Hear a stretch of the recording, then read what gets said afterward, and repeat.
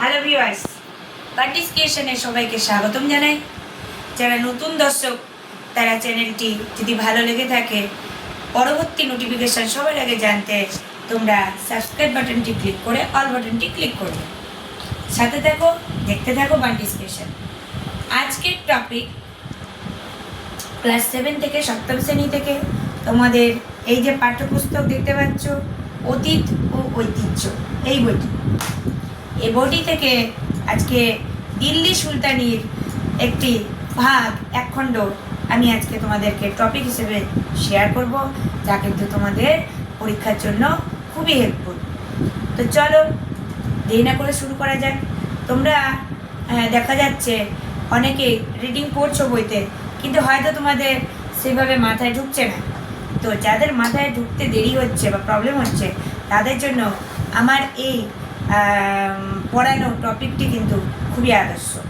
আরও অন্যান্য অনেক ভিডিও আছে, তোমরা যে কোনো সাবজেক্ট থেকে বোঝার জন্য ভালোভাবে এবং ক্লাসটি ভালোভাবে করার জন্য আর পরীক্ষায় পারার জন্য আমার এই চ্যানেলটি ফলো করো। ভালো লাগলে অবশ্যই একটি লাইক এবং কমেন্ট দিয়ে জানিয়ে দিতে ভুলো না, আর বন্ধুদের সাথে বেশি বেশি করে শেয়ার করো। আজকে শুরু করব দিল্লি সুলতানির একটি ভাগ, অর্থাৎ দিল্লি সুলতানিতে আমরা এ পর্যন্ত তো যা কিছু পড়লাম, প্রতিষ্ঠাতা থেকে শুরু করে কুতুবউদ্দিন আইবকের কথা, তারপরে আমরা পড়লাম হচ্ছে আমাদের সুলতান ইলতুৎমিশের কথা, যিনি অনেক বছর রাজত্ব করেছেন, 25 বছর, তাই না? হ্যাঁ, তারপর সুলতান রাজিয়া, হ্যাঁ, তারই কন্যা রাজিয়া একমাত্র নারী সুলতান ছিলেন। তাই নারীদের মধ্যে কিন্তু তিনি একমাত্র ছিলেন। তিনি করেছিলেন রাজত্ব 4 বছরের জন্য, তাই না? তো এমন করতে করতে অবশেষে গিয়াসউদ্দিন বলবান তিনিও ক্ষমতায় অধিষ্ঠিত হন। আচ্ছা, আর মোহাম্মদ বিন তুগলক পাগল রাজা বা কি সব ছিল, বাংলা রাজা হিসেবে খ্যাত। তিনি হচ্ছে তার সম্বন্ধে এবার তারপর থেকে আমরা আলোচনা করছি, শুনতে থাকো। তাহলে দেখো, পরপর করে স্টেপ বাই স্টেপ পড়লে কত সুন্দর মনে থাকে মেমোরিতে তোমাদের সকলে। তাই মোহাম্মদ বিন তুগলকের উত্তরসূরি ফিরোজ শাহ তুগলকের শাসনকাল কত ছিল না, 1351 থেকে 1388। এই শাসনকালে যেমন একদিকে যুদ্ধ বিগ্রহ চলছে, তেমনি আবার জনকল্যাণমূলক কাজও কিন্তু তারা করেছে। ক্রমাগত যুদ্ধ করেও তিনি যখন সুলতানি শাসনের বাইরে চলে যাওয়া এলাকাগুলোর ওপর দিল্লি কর্তৃত্ব প্রতিষ্ঠা করতে পারেননি। এর থেকে বোঝা যায় যে তিনি সামরিক দিক থেকে কি দক্ষ ছিলেন কি ছিলেন না। সুলতানি শাসন যখন ক্ষমতার বাইরেই চলে গেল, তিনি ধরতেই পারলেন না, শাসনটা যখন রক্ষা করতে পারলেন না, তার মানে কি তিনি দক্ষ কি অদক্ষ? অদক্ষ। কারণ কি সে ছিলেন না, সে তো বাইরে চলে গেল না, শাসন ক্ষমতাটা আর হাতেই রইল না তার। ঠিক আছে, আচ্ছা, এবার দেখো বলছে কি, সৈয়দ এবং লোদি সুলতানদের শাসনকাল 1414 থেকে 1526 খ্রিস্টাব্দ। এই সময়ে দিল্লি সুলতানির আকার অনেকটা ছোট হয়ে গেছে, কেননা সুলতান ইলতুৎমিশের সময় থেকে আমরা জানি তিনি ওই 25 বছরে প্রচুর বড় অনেকখানি রাজধানী বিস্তার করেন এবং তার রাজ্যকে তিনি অনেক মর্যাদা দিয়ে অনেকখানি প্রতিষ্ঠা লাভ করে দিয়ে গিয়েছিলেন, যেন তার বংশধরদের কোনো রকম অসুবিধায় না পড়তে হয়। আর সুলতানের রাজিয়াও কিন্তু তারই উত্তরাধিকারী ছিল। ঠিক আছে, তো এবার প্রশ্ন হচ্ছে, গিয়াসউদ্দিন বলবানও কিন্তু তার চেয়েও বেশি বছর রাজত্ব করলেন, কিন্তু প্রকৃত প্রতিষ্ঠাতা সুলতান ইলতুৎমিশ এবং তার যে রাজকৃতিত্ব, তাই কিন্তু দিল্লির সুলতানেটের মধ্যে আমাদের সর্বশ্রেষ্ঠ সুলতানি শাসন। ঠিক আছে, তো এবার দেখা যাচ্ছে যে যখনই কিনা এই সৈয়দ আর লোদি বংশে চলে আসলো, তখনই কিন্তু সেই যে দিল্লি যেটা সুলতানি সাম্রাজ্য, যা বৃহৎ আকারে গঠিত হয়েছিল ইলতুৎমিশের আমল থেকে, সেই শাসন ব্যবস্থা কিন্তু ক্রমাগত ছোট হতে লাগলো। এবার কি হলো, জৌনপুর, গুজরাট, মালওয়া ও বাংলায় স্বাধীন সুলতানি রাজ্য গড়ে উঠেছিল। কি কি জায়গার নাম বললাম? জৌনপুর, জৌনপুর গুজরাট, গুজরাট মালওয়া, মালওয়া জৌনপুর গুজরাট ও মালওয়া বাংলা। চারটে, জৌনপুর, গুজরাট, মালওয়া এবং বাংলা। আমি বলবো একবার বলো। জৌনপুর মালওয়া গুজরাট বাংলা ঠিক, তাহলে এই চারটি জায়গা। আচ্ছা, এতে কিন্তু স্বাধীন সুলতানি রাজ্য গড়ে উঠেছিল। রাজপুতানার মেওয়ার, মেওয়ার বলতে কি বলতো, মেবার নাম শুনেছো? মেবারের রানা প্রতাপ সিং। তোমরা আস্তে আস্তে সবই পাবে ইতিহাসে, আরও পড়তে থাকো। যতই বেশি পড়বে, যতই আরও উপরে ক্লাসে উঠবে, তত আরও বেশি করে জানবে। তো এখন এখানে তোমাদের মেবারের রানা প্রতাপ সিং এর কথা তোমাদের দিয়েছে কি দেয়নি তা আমি বলতে পারছি না, কিন্তু আস্তে আস্তে তোমরা ঠিকই কোনো না কোনো ক্লাসে এই সম্বন্ধেও জানতে পারবে। তো ওই মেবার ও আলোয়ার ও দোয়াবের হিন্দু শাসকরা সুলতানি শাসনকে ব্যতিব্যস্ত করে তুলেছিল।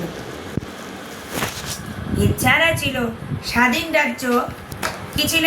কাশ্মীর। স্বাধীন রাজ্য কাশ্মীর হ্যাঁ, কাশ্মীরের নাম সবাই শুনেছ। তবে সুলতান বহলুল নদী, সুলতান বহলুল লোদি, লোদি বংশের লোদি। যে সুলতান, হ্যাঁ, বহলুল লোদি, বহলুল নদী ইয়েস, বহলুল লোদির শাসনকালে 1451 থেকে 89 খ্রিস্টাব্দে জৌনপুর রাজ্য দিল্লি সুলতানির অন্তর্ভুক্ত হয়। কার আমলে? তাহলে কোশ্চেন হতে পারে, জৌনপুর রাজ্য দিল্লি সুলতানির অন্তর্ভুক্ত হয়। তাহলে উত্তর হয়ে যাচ্ছে যে সুলতান বহলুল লোদির আমলে। সেটা কোন সময়? 1451 থেকে 1489 খ্রিস্টাব্দ। 1491 থেকে 1451 থেকে 1451 থেকে 1490 খ্রিস্টাব্দ পর্যন্ত। 1451 কি নাম বললাম? বহলুল নদী, বহলুল লোদি, নদী লোদি, লোদি, লোদি, লোদি বহলুল লোদি। আচ্ছা, এবার চলে আসো একটু সৈয়দ বংশের ইতিহাসে। তারপর সৈয়দ বংশের প্রতিষ্ঠাতাকে খিজির খান। মনে রাখবে, খিজির খান। খিজির খিজির খান। খাও লিখতে পারো, খিজির খানও লিখতে পারো। যদি খিজির খান লেখো, খায়ের মাথায় একটা চন্দ্রবিন্দু হবে। যদি খিজির খা না লেখো, তাহলে খান লিখে দেবে, খিজির খান। ওকে, তাহলে তার রাজত্বর সময় কত ছিল? 1414 থেকে 1421। তিনি কিন্তু নিজে কখনো সুলতান উপাধি নেননি। খিজির খার কখনো সুলতান উপাধি ছিল না, তিনি মানে সুলতান একদিকে না, শাসনকর্তা, কিন্তু সুলতান হিসেবে নিজেকে প্রতিষ্ঠিত করেনি। তিনি একদিকে তুর্ক মঙ্গল শাসকদের প্রতি আনুগত্য জানিয়েছিলেন, অন্যদিকে তিনি পূর্ববর্তী তুগলক শাসকদের নাম খোদাই করা মুদ্রা তার রাজ্যে চালু রেখেছিলেন। আমরা তো তুগলকদের মুদ্রা হিসেবে আমরা তাম্র মুদ্রার কথা পড়েছি। হ্যাঁ হ্যাঁ হ্যাঁ তাম্র হ্যাঁ, কেন তাম্র মুদ্রা চালু হয়েছিল বলো দেখি একটু মনে করে। তাম্র মুদ্রা কেন চালু হয়েছিল? হ্যাঁ, অন্য কি কি ধাতুর মুদ্রা পাওয়া গেছিল আগে? সোনা এবং রূপা।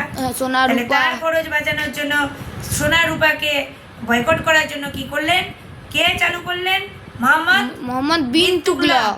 তাম্র নোট হচ্ছে তাম্র মুদ্রা চালু করলেন, ঠিক আছে। হ্যাঁ, কিন্তু তারপর এই তাম্র মুদ্রা চালু করে কি রাজ্যের কি খুব উন্নতি হয়েছিল? না, তখন কেন হয়নি? তারপর টাকাটা যেটা তৈরি হলো হ্যাঁ, সেটা পয়সা। জাল হয়েছিল। জাল হয়ে গেছিল, এই কারণে কিন্তু কেউ সেটা গ্রহণ করেনি।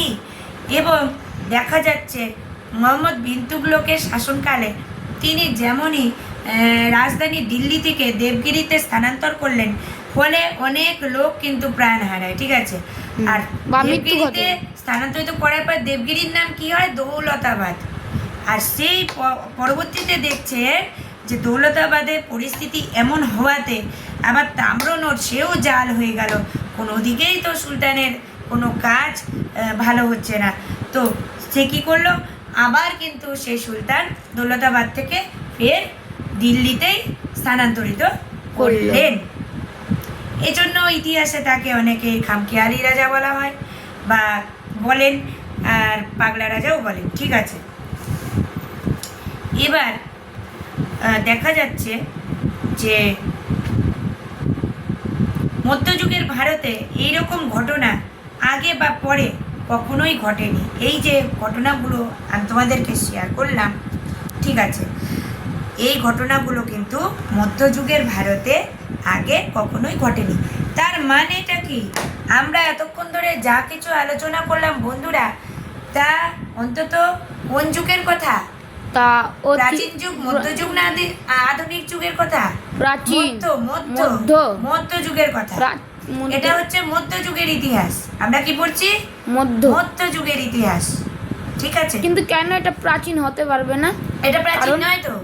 কেন? প্রাচীন যুগের তো আলাদা কথা, প্রাচীন যুগ আলাদা। প্রাচীন যুগে তো এই সমস্ত রাজাদের ব্যাপার ছিল না। আর তখন দিল্লি সুলতানেটও ছিল না, স্বাধীন দিল্লির রাজ্য, তা কিন্তু প্রাচীন যুগে ছিল না।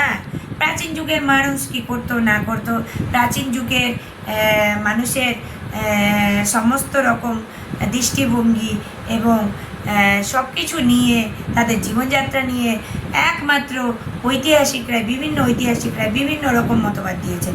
সেটা প্রাচীন যুগে চলে গেল। আর বন্ধুরা, এই যে তোমরা পড়ছো সুলতানির কথা, হ্যাঁ, এইটা কিন্তু সম্পূর্ণই মধ্যযুগের ইতিহাস। হ্যাঁ, মধ্যযুগের ইতিহাস, মধ্যযুগের অধ্যায়ের মধ্যে এটা হচ্ছে। তাহলে বন্ধুরা, যদি তোমাদের ভালো লেগে থাকে এই ক্লাসটি, তাহলে এমন ক্লাস পাওয়ার জন্য তোমরা সঙ্গে থাকো, লাইক কমেন্ট দিয়ে জানিয়ে দাও, আর একটু বন্ধুদের সাথে বেশি বেশি করে শেয়ার করো।